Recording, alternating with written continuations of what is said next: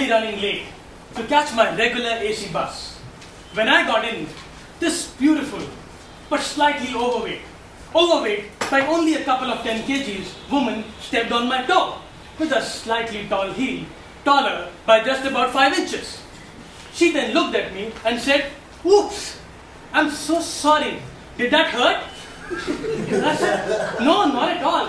Actually, I'm on a local anesthesia on that toe. Why don't you try once again?" Mr. Contester, fellow Toastmasters and my incredible Indians, I'm so pleased to be here on time today because we Indians have this habit of never being on time. I was once late for a wedding for which I drew so much of a fluke that I forgot how to get late. It was my own wedding. It's incredible what you see on the streets of India.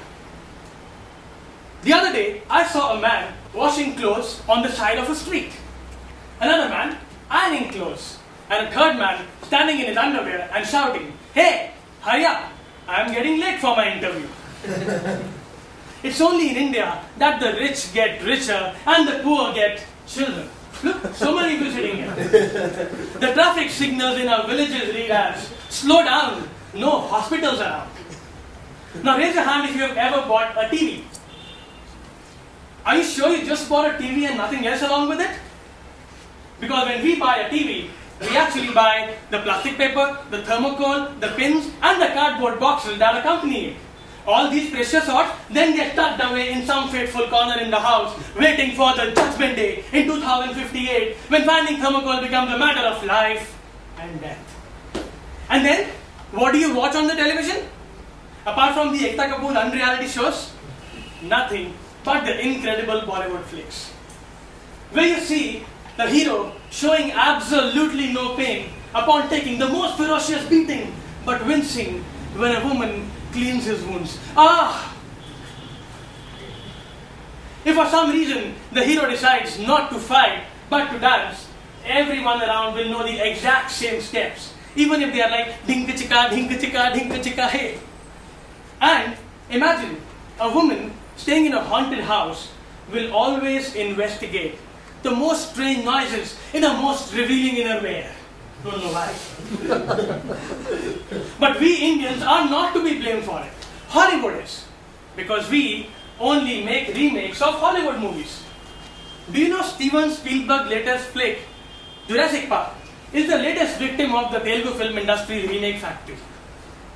As per reports, the main storyline of the film revolves a dinosaur whose amma had been kidnapped by smugglers. Now this dinosaur sets out on a long journey to rescue her, and on the way finds out that his appa was also killed by the same set of smugglers over their honeymoon M&M's clip. Now on his way, he finds and meets a girl dinosaur with whom he falls in love. Now efforts are on to design a dinosaur with a big moustache, as we know that is essential to be successful in Telugu industry. I then thought, why, when an ugly looking, larger than me dinosaur can find a girl, why couldn't I? That's when we Indians actually move on to the incredible matrimony science. Be careful what you ask for, Vikram. Yes. BB stands for not someone who's proficient in the visual basic, but somebody very beautiful. BHP is not your vitals horsepower, but actually birth, horoscope and photograph. Most mystifying is the description of the mother of the groom as a pious lady, as someone who connotes hands-on experience of not burning agarbatti stick than her daughter-in-law. But what else? What to do with the matrimonials? And then we all live together. And you know, then there are these simple, sophisticated, not so sophisticated ads which sound like, I want to marry a girl with no dings. If she wants, she can wear jeans in house. But while going out, she must respect our custom by not wearing jeans. Whew. I then thought to myself, what a wonderful world this is. But have you ever wondered, friends, marriage is actually a bachelor's blunder in his eagerness to taste the thunder. But this poor guy doesn't know that once married, he still has to prove his love, just like Lucky Singh. who climbed the highest mountain, swam the deepest ocean, crossed the hottest desert, but his wife still divorced him. Why? Because he was never at home. And even if you are at home, you are supposed to share all your worries with your spouses. I once told my wife, honey, I have a problem at my work. She said, Kunal, never say I have a problem. Say we have a problem. We are married now. And I said, okay honey, we are having a baby from my secretary. Now after all the beating and bruises I earned, I was hungry, naturally. Now India is famous for its cuisines, but more important, how we Indians actually have our food. While having a soup, always ask for 1 by 2. This way you get more soup. While having a juice, insist on no ice, but after a few sips, ask for ice. Taste all the ice cream flavors in the menu for free. Then order what you always do. 1 chocobar please. Now what does all this lead to?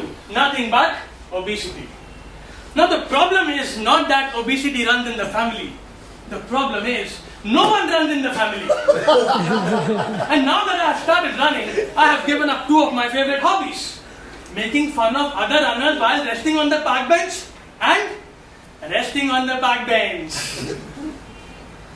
What better example of obesity than me and my 1 big family pack. By the way, 6-pack coming soon. I often pray to God, God, all I ask for in 2012 is a big fat bank account and a slim body. Please, please don't mix these up like you did this year. To conclude, I would like to say, we Indians are like this only. You may like us, you may hate us, but you cannot ignore us. Mind it. Mr. Khanna.